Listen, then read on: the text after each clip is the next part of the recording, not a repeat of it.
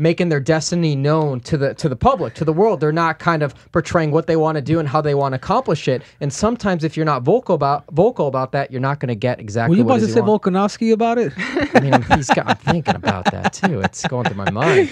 Yeah, you have to be. You have to be. And I'll be quite honest with you, even like the fact that how the cringe started or whatnot, because it is me.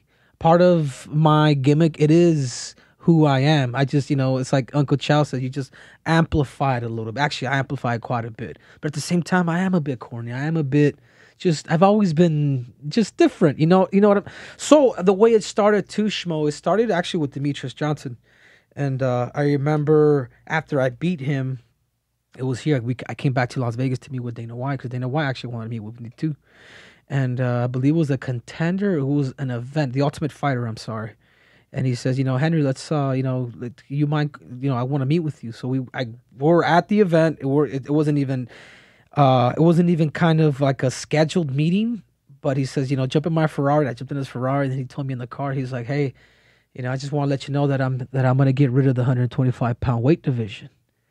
And he told me this during the car, like we're literally driving. He was like, "But this is the cool thing, champ, is you'll have your shot at 135 pounds, and you'll be the last flyweight champion." But that always kind of sat wrong with me a little bit. So I had talked to Ali. He's like, "Well," they said, by law they can't do that. By law they cannot, strip you of your belt.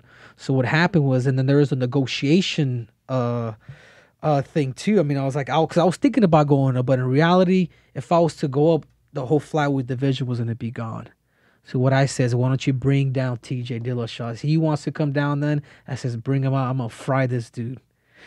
And that's kind of what happened. But I also knew that I took it upon myself to promote the flyweight division. So a lot of people here are probably sick of me. a lot of people don't like me. But if they see the big picture and the purpose that I have, because I've always been, even till today, I'm still the messenger. You know what I'm saying? So I ended up fighting TJ, knocked him out in 32 seconds. And, I came out with the snake prior to the fight. And that's kind of where it all started. The gold medal, the belts. And 6 months later, I ended up fighting Marlon Moraes, beat him, knocked him out. And I convinced Dana White to keep the flyweight division. And tell me that ain't a great story.